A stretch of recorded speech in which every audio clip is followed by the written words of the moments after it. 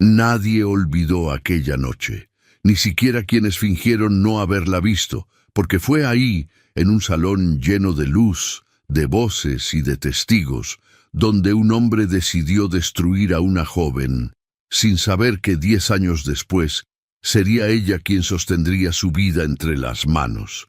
En Castilla, en 1847, había una botica que nunca cerraba sus puertas, y una mujer que había aprendido a curar, incluso cuando no debía hacerlo. Pero eso vino después, porque todo empezó con una acusación que no admitía defensa, y con una cicatriz que nadie olvidaría. España, Castilla Interior, 1847.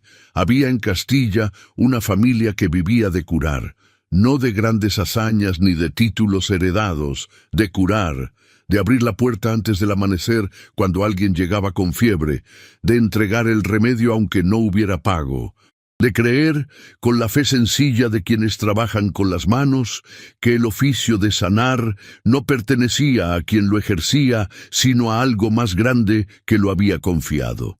Augusto Porrúa había construido su botica durante 30 años, piedra sobre piedra, cliente por cliente, reputación ganada con trabajo silencioso y constancia sin testigos. Era un hombre que no levantaba la voz ni en los momentos en que habría tenido razón para hacerlo, que saludaba al noble y al jornalero con el mismo tono, que había enseñado a su hija, sin decírselo con palabras, que la dignidad no era algo que otros podían darte, era algo que uno construía todos los días con gestos pequeños que nadie veía. Su hija se llamaba Celeste, tenía 17 años aquella noche, y aquella noche iba a partirle la vida en dos. Había ido al palacete del joven marqués de Salazar a entregar un encargo, ungüentos y tinturas pedidos con urgencia. Una entrega como cualquier otra. El salón estaba lleno de gente, arañas de cristal, risas, el murmullo de quienes tienen suficiente para no preocuparse por nada. Celeste entregó el encargo a una criada y esperó el recibo junto a la puerta, con la discreción de quien sabe que ese no es su mundo. Fue entonces cuando el joven marqués cruzó el salón hacia ella. Tenía 22 años. Recién convertido en marqués, recién llegado a la certeza de que el título que llevaba le daba el derecho de nombrar las cosas como le pareciera. Había algo faltante en la casa esa tarde. Nunca quedó claro exactamente qué, y ella había estado allí. Eso, para él, era suficiente. Lo que dijo, lo dijo en voz alta, delante de todos, que la hija del boticario había robado. No hubo pregunta, no hubo duda. Solo la palabra de un marqués en un salón lleno de testigos, pronunciada con la despreocupación de quien nunca ha tenido que medir el peso de lo que dice. Celeste no respondió. Entendió, con una claridad que le llegó al cuerpo antes que a la mente, que su verdad no pesaba lo mismo que la palabra de ese hombre. Bajó los ojos. Lo que encontró frente a ella, a la altura de su mirada, fueron las manos del marqués. Grandes, bien cuidadas, con una cicatriz antigua en el pulso izquierdo, irregular, de bordes gruesos, como la que deja una quemadura de infancia mal curada. Esa cicatriz quedó grabada en su memoria para siempre, y eso iba a tener consecuencias que ninguno de los dos podía imaginar todavía. Lo que vino después fue lento e implacable, que es la peor manera en que pueden venir las cosas. Los clientes dejaron de llegar. El nombre de Porrúa, que había tardado 30 años en construirse, tardó 3 meses en vaciarse de todo lo que valía. Augusto no lo dijo nunca en voz alta. No era hombre de quejas, pero Celeste lo vio apagarse despacio, como se apaga una vela cuando el aire ya no alcanza para sostenerla. Murió 2 años después, con la botica ya perdida y el nombre ya irreparable. Celeste tenía 19 años cuando lo enterró, 21 cuando volvió a abrir la botica, sola, sin capital, sin nadie, solo con el oficio que él le había enseñado y con esa forma suya de no rendirse que era completamente suya, como son suyas las cosas que uno descubre cuando no le queda otra opción. Durante 10 años reconstruyó lo que había sido destruido en una noche, cliente por cliente, nombre por nombre, con la misma constancia silenciosa que había visto en su padre, y con algo más que su padre no había necesitado tener, la memoria exacta de por qué. Y el marqués de Salazar desapareció de su vida como había llegado, sin consecuencias para él. Lo que ninguno de los dos sabía todavía era que el destino tiene una manera muy particular de cobrar sus cuentas. Hasta el otoño de 1847, cuando un hombre empujó la puerta de su botica con el hombro, como quien empuja algo que no está seguro de merecer, y se quedó parado en el vano, con una herida infectada en el brazo, y el aspecto de alguien que lleva días caminando sin rumbo y sin nadie, sin anunciar su llegada, sin dar su apellido. Celeste lo miró, no lo reconoció.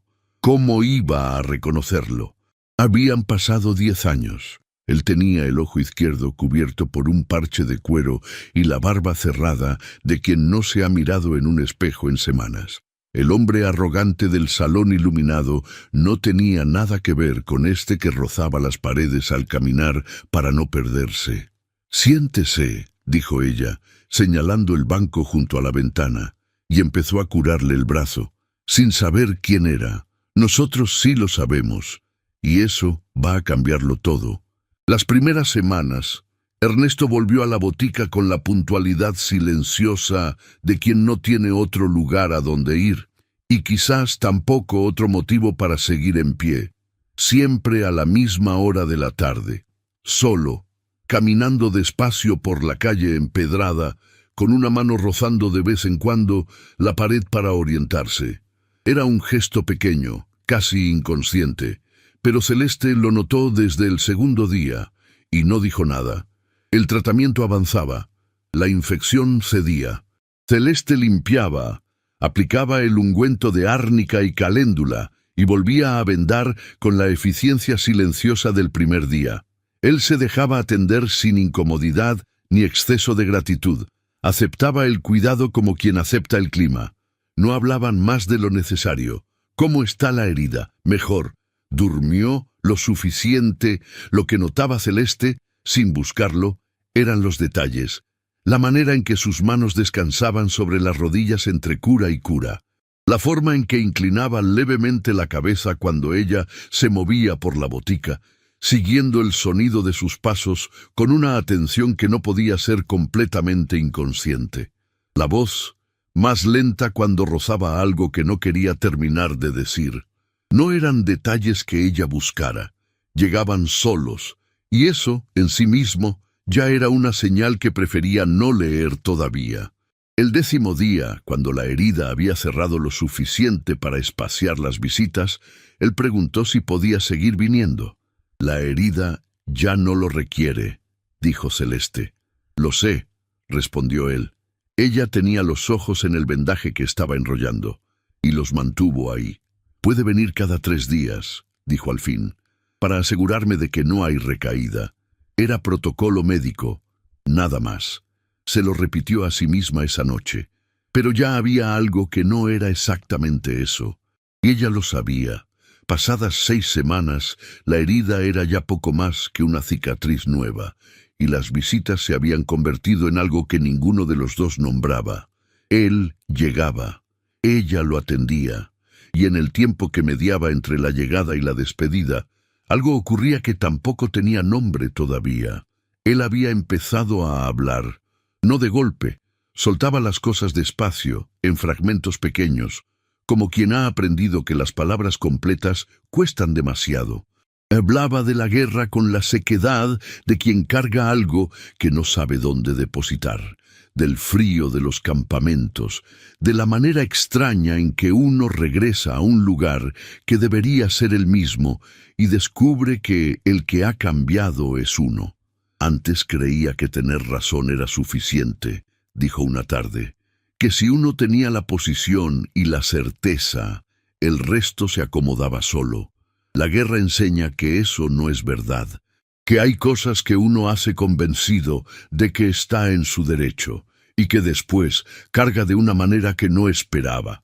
Celeste dobló el paño. No dijo nada, pero esa noche pensó en esas palabras más tiempo del que habría querido admitir. Una tarde, él llegó con un libro bajo el brazo, viejo, con las tapas gastadas, y lo dejó sobre el mostrador antes de sentarse. Lo encontré en la posada. Pensé que quizá usted lo querría. Era un tratado de herboristería antiguo, con el lomo despegado. ¿Cómo supo que me interesaría?, preguntó Celeste. Él esbozó algo que no era exactamente una sonrisa, pero que ocupaba el mismo espacio en su cara. Los libros de una botica huelen distinto a los libros de una casa, dijo. Usted huele a los dos. Celeste miró el libro, lo abrió, lo cerró. Gracias, dijo, solo eso. Esa noche lo puso en el estante detrás del mostrador, donde lo vería cada mañana. No lo puso con los demás, lo puso aparte, y no se preguntó por qué, porque ya empezaba a temer la respuesta. 2 meses después, la botica había adquirido un ritmo nuevo que Celeste no había autorizado conscientemente, pero que tampoco había sabido impedir. Él llegaba, se sentaba en su banco, que ya era su banco sin que nadie lo hubiera declarado. A veces hablaban, a veces no. Era comodidad, la comodidad de alguien cuya presencia no cuesta esfuerzo. Y eso, para una mujer que había pasado 10 años administrando cuidadosamente la distancia con todo el mundo, era más perturbador que cualquier conflicto abierto. Una tarde de finales de agosto, él llegó antes de lo habitual y la encontró cortando lavanda en el patio. Cuando entró, levantó la cabeza hacia el sonido de sus pasos. «Huele a lavanda», dijo. Estaba cortando en el patio. «Mi madre cultivaba lavanda», dijo él, despacio, como quien abre una puerta que lleva tiempo cerrada. Cuando era niño, pensaba que ese olor era lo mismo que la palabra hogar. Celeste tenía las manos sobre el manojo y los ojos en sus propias manos. Había algo en esa frase, dicha sin calcular si convenía, que le llegó a un lugar que no había estado vigilando. «¿Y ahora?», dijo ella, sin levantar los ojos. Un silencio. «Ahora huele a aquí», dijo él. Nadie habló, ni él, ni ella, y el silencio empezó a decir demasiado. Celeste recogió el manojo y fue a colgarlo con movimientos ordinarios y precisos. Pero algo había cambiado en la temperatura del aire entre ellos, y los dos lo sabían, y ninguno lo nombró. Ella aún no entendía cuánto iba a costarle ese silencio. Una tarde de octubre, cuando ya no era posible seguir fingiendo que nada estaba ocurriendo entre ellos. Ernesto llegó y encontró a Celeste de espaldas al mostrador, clasificando frascos. Él se sentó en su banco. Ella siguió trabajando. «¿Puedo preguntarle algo?». «Puede». «¿Por qué volvió a abrir la botica, después de perderla? Sola, sin ayuda.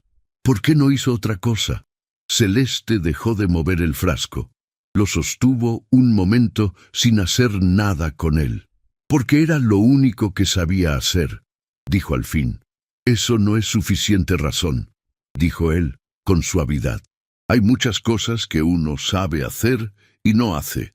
Ella se volvió, lo miró. Él tenía el ojo bueno dirigido hacia donde calculaba que ella estaba. La atención de alguien que escucha de verdad. «Mi padre construyó ese lugar durante 30 años, con trabajo que nadie vio y que nadie agradeció. Cerrarlo habría sido decir que eso no valió nada. No podía decir eso. Y valió algo», dijo él. Y en la pregunta había algo más urgente, como si la respuesta también le importara por razones propias que ella todavía no podía imaginar. «Sí», dijo ella, con una simplicidad que no admitía discusión. Esa tarde, cuando él se levantó para irse, se acercó al mostrador para devolver un libro. Lo dejó sobre la madera, y en ese movimiento su mano quedó a escasos centímetros de la de ella. Ninguno de los dos se movió. Duró lo que dura un parpadeo. Pero en ese intervalo, el calor que emanaba de él llegó a la piel de ella antes de llegar a su mente. Y por primera vez, ninguno de los dos supo dónde poner las manos. Él retiró la mano primero. Hasta el jueves, dijo. Su voz era la de siempre, pero un poco más baja. Hasta el jueves, repitió ella. Esa noche no durmió. El jueves siguiente llegó cargado de algo que Celeste no había anticipado. Se sentó. Ella se acercó con el paño por costumbre. Él extendió el brazo. Esta vez, cuando ella tomó su brazo para la revisión, él no apartó los ojos de ella. Trabajó en silencio.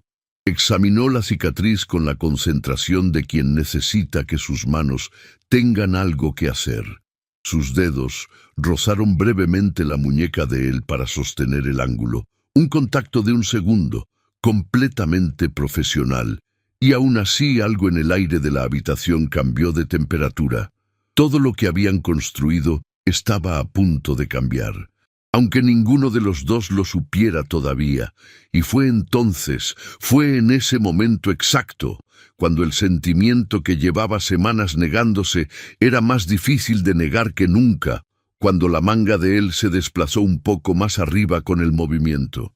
Y ella vio la cicatriz, no la nueva, la antigua, en el pulso izquierdo, irregular, de bordes gruesos, como la que deja una quemadura de infancia mal curada. Exactamente donde la había visto 10 años atrás, en un salón iluminado por arañas de cristal, en el momento en que había bajado la mirada porque ya no podía sostenerla de nadie. El mundo se detuvo. Las manos de Celeste se detuvieron sobre el brazo de él. Duró un segundo, uno solo. Ella retomó el movimiento. Sus manos siguieron trabajando, una fracción más lentas, una fracción más rígidas, mientras por dentro, algo que había estado construyéndose durante 2 meses, se fracturaba en silencio. No era solo rabia lo que sintió. La rabia sola era manejable. La conocía, la había llevado durante 10 años, pero lo que sintió en ese momento era rabia y otra cosa simultáneamente, las dos ocupando el mismo espacio en el pecho sin manera de separarlas. Terminó el vendaje, con un nudo limpio y firme. «Vuelvo en un momento», dijo. Su voz salió entera. Eso la sorprendió. Salió al patio. El aire de octubre era frío y directo. Se apoyó contra la pared y cerró los ojos. La cicatriz, la misma, después de 10 años. El hombre que estaba sentado en su banco, el hombre cuyo brazo había curado, cuya presencia había dejado de costarle esfuerzo, cuyo calor había sentido en la piel hacía apenas 5 minutos, era el Marqués de Salazar. Era el hombre que había destruido a su familia. Apretó las manos contra los costados. Y entonces llegó la otra imagen. Él diciendo el olor de la lavanda era lo mismo que la palabra hogar. Él rozando las paredes para no perderse. Ese hombre también era real. Y eso era lo más cruel de todo, que los dos fueran el mismo hombre. Pensó en su padre, en la puerta siempre abierta, en el remedio entregado, en la idea de que el oficio de curar no preguntaba quién merecía ser curado. Podía odiar al Marqués de Salazar. Ese odio era suyo y era legítimo, pero no podía cerrarle la puerta a ese hombre, no sin saber qué había entre esas dos versiones de la misma persona. Decidió quedarse para descubrirlo. Volvió a entrar. Ernesto seguía sentado exactamente donde lo había dejado. «Todo bien», dijo Celeste. Voz profesional. Uniforme. Él asintió. Pero cuando se levantó para irse, se detuvo un instante en el umbral. Y en ese instante Celeste tuvo la certeza de que él había notado la diferencia, que algo en el aire de esa tarde era distinto. No dijo nada. Salió. Y Celeste se quedó sola en su botica, con la cicatriz vieja grabada de nuevo en la memoria y el sentimiento que no tenía a dónde ir ocupando todo el espacio que había. Los días que siguieron fueron distintos. Celeste no cerró la puerta, pero volvió a la distancia profesional de las primeras semanas, la que había ido abandonando sin darse cuenta. La volvió a construir con cuidado. Voz neutra, movimientos eficientes, los ojos en la herida, en el frasco, en cualquier sitio que no fuera él. Ernesto llegó el lunes siguiente a la hora de siempre.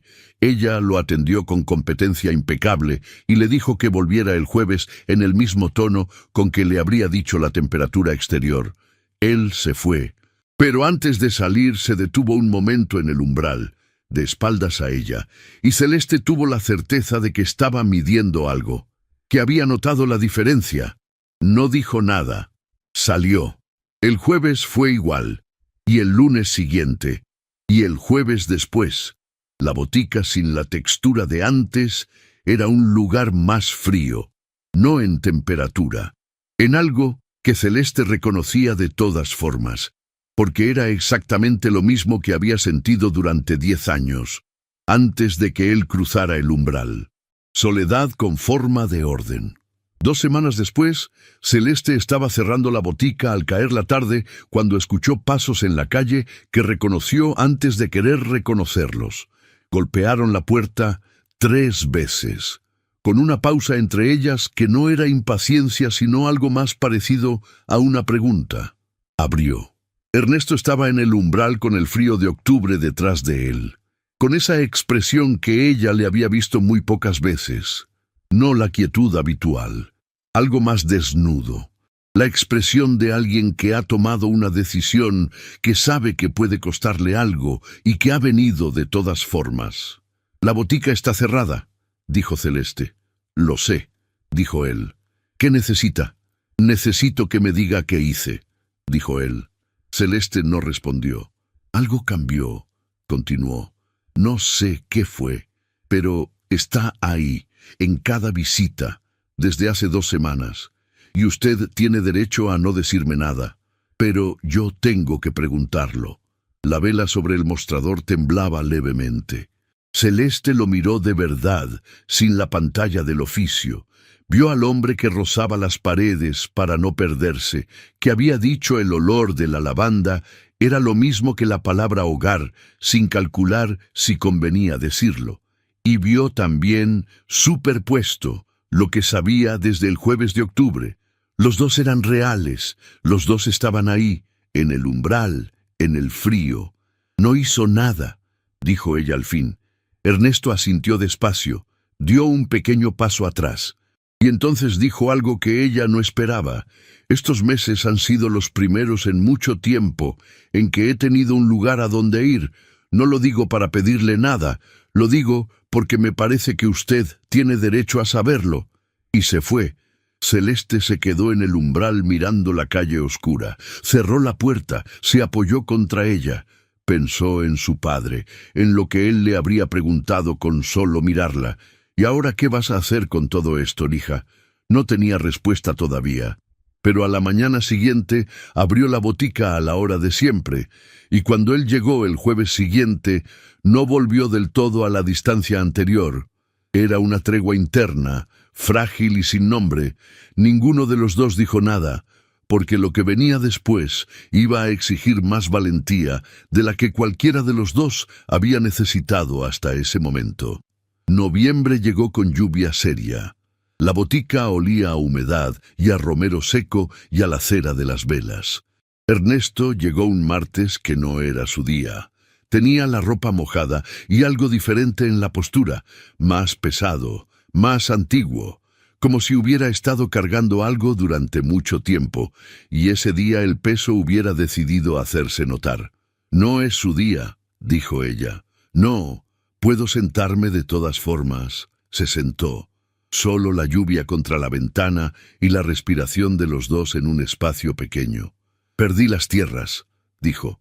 Lo dijo sin introducción, como quien suelta algo que ha estado sosteniendo con las 2 manos durante demasiado tiempo. «Antes de la guerra tenía propiedades. Las dejé a cargo de mi hermano menor cuando me fui. No debí hacerlo». «¿Por qué no debió?» «Porque sabía que no estaba preparado, y lo hice de todas formas porque era conveniente. Cuando volví no quedaba nada. En 6 meses perdí lo que quedaba». «¿Y su hermano?» «Se fue a América antes de que yo volviera. No dejó dirección. No sé si está vivo». Una pausa con el peso de años dentro. «Lo entiendo. Él hizo lo que hizo porque yo lo puse en una situación que no podía manejar. La vergüenza que sintió era también mía. Simplemente él fue quien la cargó primero. Lo que Celeste procesaba no cabía en palabras ordenadas. El hombre que estaba sentado en su banco acababa de describir, sin saberlo, el mismo mecanismo que había destruido a su familia 10 años atrás. No los hechos eran distintos. El mecanismo, y lo había descrito sin excusas, sin atenuantes. Y el título, dijo ella, midiendo el tono. El título quedó. Los títulos no se pierden con las deudas. Una pausa que dolía como una sonrisa. Marqués de Salazar, sin tierras, sin casa, sin fortuna, sin hermano. Solo el nombre. No lo uso. Un título sin nada debajo no es un título, es una burla. Celeste lo miró. Vio un hombre de 32 años que había perdido el ojo, el hermano, las tierras, la fortuna y la capacidad de pronunciar su propio nombre sin vergüenza. Y vio también superpuesto al joven de 22 años en el salón iluminado. Los dos seguían siendo el mismo hombre, pero la distancia entre esas dos versiones era real. ¿Por qué me cuenta esto? Porque usted nunca me ha preguntado quién soy, dijo. Y yo he venido aquí durante meses ocupando su espacio y su tiempo, y usted me ha dado los dos sin pedir nada a cambio. Me parece que lo menos que le debo es la verdad de lo que soy, aunque no sea mucho.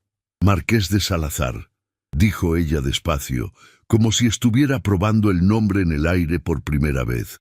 Ernesto, dijo él, solo eso, con una firmeza que era también una preferencia.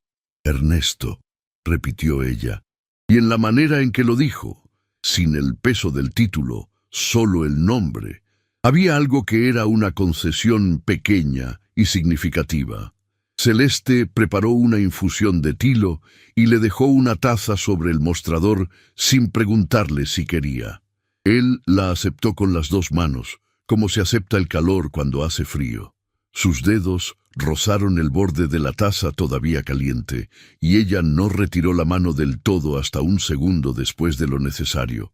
Y ninguno de los dos pareció notar ese instante, aunque algo en el aire cambió, imperceptiblemente. Cuando se fue, ya entrada la noche, Celeste lo vio alejarse desde la ventana, su silueta en la calle mojada, la mano rozando la pared, y se dio cuenta, solo entonces, de que había estado conteniendo el aliento desde que él había cruzado el umbral, como si, en algún punto, hubiera entendido que algo ya no tenía vuelta atrás. Tenía que decirle quién era ella, no hoy, pero pronto, porque había empezado a importarle demasiado lo que él fuera a sentir cuando lo supiera, y porque, cuando ese momento llegara, nada de lo que había entre ellos iba a seguir siendo lo mismo. Fue doña Remedios, la especiera del mercado, quien lo dijo primero, con esa manera particular de la provincia de envolver las noticias en preocupación fingida. Dicen que el hombre que viene a que lo cure es el Marqués de Salazar. ¿Lo sabía usted? Trato a mis pacientes, dijo Celeste. No investigo sus apellidos. Doña Remedios se fue. Pero Celeste sabía lo que significaba esa visita, y también sabía que, a partir de ese momento, ya no iba a poder evitar lo que estaba por venir. En una ciudad de ese tamaño, una conversación en una botica era una conversación en todas partes antes del mediodía. En los días siguientes vinieron 3 personas más con variaciones del mismo tema. La viuda de un comerciante que recordó con amabilidad envenenada que la reputación de un negocio dependía de la reputación de quien lo frecuentaba. El padre Eusebio, que mencionó comentarios en la parroquia que lo preocupaban. Celeste respondió a todos con la misma cortesía firme. Esa noche comprendió lo que más le pesaba, que él no sabía, que llevaba semanas viniendo sin saber que cada visita, cada silencio compartido tenía debajo una historia que era también la suya. Estaban construyendo algo sobre un terreno que él desconocía completamente, y eso era una forma de mentira. Era hora de decírselo, porque él tenía derecho a saber sobre qué terreno estaba parado. 3 días después, Ernesto llegó y encontró la botica tensa de una manera específica, como el aire antes de que cambie el tiempo. «Hay algo», dijo. No era pregunta. «Sí», dijo Celeste. «¿Me lo va a decir?» «Sí, pero no hoy». Ernesto asintió. Pero antes de que ella pudiera continuar, habló de nuevo. «El nombre está circulando. Sé lo que significa que ese nombre aparezca en una ciudad como esta. Si necesita que deje de venir, lo entiendo». «No necesito que deje de venir», dijo ella. «¿Está segura?» «Sí, pero hay algo que necesita saber, algo que debí decirle antes. Le pido unos días más». Ernesto asintió, y entonces se acercó al mostrador, más de lo habitual, y apoyó las manos sobre la madera frente a ella. Sus manos a escasos centímetros de las suyas. Celeste no retrocedió, no avanzó. Sintió el calor de él a esa distancia corta, la presencia concreta de alguien que no necesita hablar para ocupar espacio, y tuvo que sostener la mirada con un esfuerzo que él no podía ver. «Celeste», dijo él, solo su nombre, con esa voz baja y sin protección que era la más honesta de todas. «Sea lo que sea, quiero que sepa que no me voy a ir». No era una promesa romántica. Era una información, dicha con la misma precisión seca con que él decía todas las cosas verdaderas. «De acuerdo», dijo ella. «Hasta el jueves», dijo él. «Hasta el jueves», respondió ella. Y supo que el jueves iba a decírselo todo. El jueves amaneció con el cielo despejado por primera vez en semanas. Esa claridad de invierno que tiene Castilla cuando el frío decide ser honesto, la luz entrando directa por la ventana, sin sombras en ningún sitio donde esconderse. Lo oyó antes de verlo. La puerta se abrió y él entró y se orientó en el espacio con ese gesto pequeño de inclinar la cabeza. Se quedó de pie junto a la puerta. «Vine», dijo. «Lo sé», dijo ella. Se acercó al mostrador. No fue al banco. Se quedó de pie frente a ella. Celeste miró sus propias manos sobre la madera, esas manos que habían curado la herida de ese hombre, que se habían detenido sobre su pulso el día de la cicatriz. Empezó. «Hace 10 años mi padre tenía una botica en esta ciudad, con 30 años de reputación construida con trabajo que nadie veía. Era un hombre bueno, del tipo que no levanta la voz aunque tenga razón, que entrega el remedio aunque no haya pago». Ernesto la escuchaba con esa atención total suya, sin moverse. «Una noche mi padre me mandó a hacer una entrega a casa de un marqués joven que acababa de heredar el título. Yo tenía 17 años. La botica estaba en silencio absoluto. Había un salón lleno de gente. Yo entregué el encargo y esperé el recibo junto a la puerta. Entonces el marqués cruzó el salón hacia mí y dijo, delante de todos, que yo había robado. Pausa. No era verdad. Solo quedó claro que su palabra pesaba más que la mía, y que un salón lleno de testigos es suficiente para destruir el nombre de una familia en una ciudad pequeña. Ernesto había dejado de respirar de manera perceptible. Mi padre perdió los clientes en 3 meses, perdió el negocio, perdió la salud, murió 2 años después. Yo tenía 19 años cuando lo enterré y 21 cuando volví a abrir este lugar. Sola, sin capital, sin nadie, silencio. El marqués se llamaba Ernesto de Salazar, dijo ella, y ahí lo dejó, sin adorno, sin acusación añadida. Las palabras solas, con el peso exacto que tenían. Lo que siguió fue el silencio más largo que había habido jamás en esa botica. Cuando habló, su voz era diferente a todas las que ella le había escuchado, más pequeña, más sin protección. «Usted lo sabía», dijo. No era pregunta. «Desde el día de la cicatriz, octubre, y siguió curándome». «Sí», dijo ella. «¿Por qué?» «Porque había una herida y yo sabía curarla. Y porque mi padre me enseñó que eso era suficiente razón». Pausa. «Y porque quería saber si el hombre que tenía delante era el mismo que había destruido a mi familia». o si la guerra y los años habían hecho algo distinto con él. Y, dijo él, con una voz muy baja, como si le diera miedo la respuesta y la necesitara de todas formas. Celeste lo miró. No es el mismo, dijo. 3 palabras, sin adorno. No era absolución, era la verdad de lo que había observado durante meses con la misma precisión con que observaba todo lo demás. En la postura de él ocurrió algo que Celeste había visto muy pocas veces en un ser humano: la rendición de alguien que ha estado sosteniendo algo con todas sus fuerzas y que de repente encuentra que ya no necesita sostenerlo solo. Llevo 10 años siendo el tipo de hombre que actúa sin preguntar, sin medir, sin ver lo que deja atrás. Lo hice con usted, lo hice con mi hermano. Respiró. Y resulta que la única persona en el mundo con más razón para cerrarme la puerta fue la que me la abrió. Se detuvo. Cuando volvió a hablar, su voz era casi sin volumen. Debí preguntarle a usted primero. Era la frase que un hombre como él, en ese mundo, no estaba obligado a pronunciar nunca. Celeste no habló. Había cosas que merecían ser recibidas en silencio. Lo sé, dijo ella al fin. 2 palabras que no perdonaban ni condenaban, que simplemente recibían. Y entonces, sin que ninguno de los dos lo hubiera planeado, él apoyó las 2 manos sobre el mostrador y bajó la cabeza.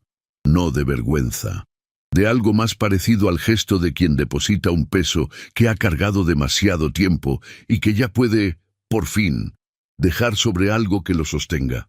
Celeste miró sus manos, la cicatriz en el pulso izquierdo, la misma de siempre, la que ya no era una trampa, sino simplemente una parte de él. Sin pensarlo, puso su mano sobre la de él. Solo un momento, el tiempo de un parpadeo. Pero fue suficiente. Él levantó la cabeza, la buscó con el ojo que todavía veía algo. Dije que no me iba a ir, dijo. Lo recuerdo, dijo ella. ¿Sigue valiendo?, dijo él. Y en la pregunta había también una oferta. No de olvido, no de borrón y cuenta nueva, de quedarse con todo lo que había entre ellos, que era mucho y no era simple, y trabajar con ello. Celeste pensó en su padre, en los 10 años de trabajo silencioso que habían producido exactamente esto, un lugar firme desde el que se podía tomar decisiones que costaban algo. Sigue valiendo, dijo ella. La luz de invierno seguía entrando recta por la ventana. Y en esa botica pequeña de Castilla, con el frío afuera y el olor a romero adentro, y la cicatriz en el pulso de él, y la mano de ella sobre el mostrador, algo que había estado roto durante 10 años no se cerró del todo. Esas cosas no se cierran del todo, pero encontró la forma de seguir existiendo de otra manera, no como herida abierta, como cicatriz, como las cosas que duelen menos con el tiempo, no porque hayan desaparecido, sino porque el cuerpo ha aprendido a vivir con ellas. La primavera llegó a Castilla despacio, con esa cautela particular que tiene la vida cuando vuelve después de haber estado ausente. Ernesto no se fue, simplemente dejó de ser alguien que pasaba por esa ciudad y se convirtió en alguien que vivía en ella. Lo que había entre ellos no era sencillo, nunca lo sería del todo, pero era real y era suyo, y había sido ganado de la única manera en que se ganan las cosas que importan: despacio, con trabajo, sin atajos. Celeste lo dejaba estar. Dejar estar a alguien que había ocupado durante 10 años el lugar del daño requería una decisión que no se tomaba una sola vez, sino muchas. Cada mañana, cada vez que él cruzaba el umbral, y ella elegía no cerrar la puerta. No era olvido. Era reconocer que la persona frente a uno es más grande que la historia que uno tiene de ella. Ernesto lo entendía, no con palabras, con gestos. El postigo de la ventana que llevaba meses cerrando mal apareció reparado sin que él mencionara que pensaba hacerlo.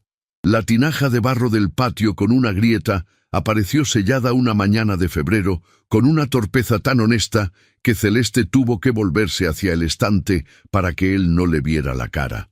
Los comentarios de la ciudad se fueron gastando despacio, y Ernesto empezó a ser visto no como el Marqués de Salazar, título que nunca usaba, sino como el hombre que ayudaba a Celeste Porrúa, el que un día aprendió el nombre de cada hierba colgada a secar en el patio y empezó a distinguirlas por el olor antes de poder verlas bien.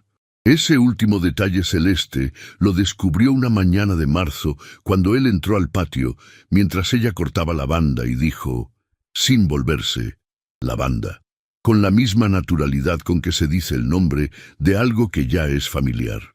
Ella no respondió, siguió cortando, pero esa tarde puso el manojo en el estante más cercano al banco de él, donde el olor llegara mejor. Él no lo comentó.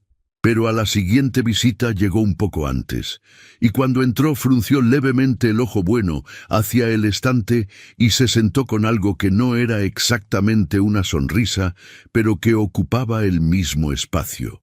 Así eran las cosas entre ellos, lentas, sin aspavientos, construidas con los materiales que tenían disponibles, imperfectos, con historia, y que de todas formas servían porque ambos habían decidido que servían. Una tarde de abril, Celeste estaba de puntillas, alcanzando el último frasco del estante alto, con esa concentración obstinada de quien se niega a pedir ayuda. Él se acercó sin decir nada. Extendió el brazo con la cicatriz, que ya no era una trampa, sino simplemente una parte de él, y alcanzó el frasco sin esfuerzo. Sus manos se encontraron sobre el vidrio frío, y ninguno de los dos se movió. Y en ese silencio, algo que llevaba meses esperando su momento, decidió por fin que ya era hora. La luz de abril entraba horizontal sobre los dos, sobre las manos juntas, sobre el espacio entre ellos que de repente era menos espacio de lo que había sido. Celeste sintió el calor que emanaba de él, la presencia concreta e indudable de alguien que ya no era un paciente ni un extraño, ni el hombre del daño antiguo, sino simplemente este hombre, aquí, ahora. Él no se apartó. Ella tampoco. Celeste, dijo él, solo su nombre, con esa voz sin protección que era la más honesta de todas. Ya sé, dijo ella, y era verdad. Lo que ocurrió después pertenece a ellos. Fue silencioso, y fue firme, y fue exactamente proporcional a todo lo que había habido antes. La botica de Porrúa siguió abriendo cada mañana a la misma hora, pero el banco junto a la ventana ya nunca estaba vacío por las tardes. Y cuando parecía que todo empezaba a encontrar su lugar, llegó algo que ninguno de los dos esperaba. Fue una mañana de mayo cuando llegó la carta. Ernesto estaba en el patio ayudando a Celeste a trasplantar tomillo cuando ella lo llamó desde el interior. Un sobre sin remitente claro que hizo que él se detuviera en el umbral con las manos todavía con tierra y el cuerpo quieto de una manera específica. Ella le tendió el sobre sin decir nada. Él lo tomó. Lo sostuvo un momento sin abrirlo. Y Celeste vio en su cara el vértigo de quien está a punto de recibir una respuesta que ha esperado sin atreverse a pedirla. Abrió el sobre. Celeste se volvió hacia el mostrador y le dio espacio. El tipo que no es distancia sino respeto. El silencio detrás de ella fue largo, muy largo. Después escuchó algo que tardó un momento en identificar, porque era un sonido que Ernesto nunca había hecho delante de ella. El sonido de alguien que respira de verdad por primera vez en mucho tiempo, profundo, irregular, como quien ha estado conteniendo algo sin saberlo y de repente ya no necesita. Cuando habló, su voz era más simple que todas las que le había escuchado. «¿Está vivo?», dijo. Celeste se volvió. Tenía la carta en la mano y el ojo bueno brillando con algo que no era exactamente llanto, pero que ocupaba el mismo lugar en el cuerpo. La tierra del patio todavía en las manos. «Está en Buenos Aires», continuó. «Tiene una pequeña tienda. Dice que lleva años queriendo escribir y que no sabía cómo empezar.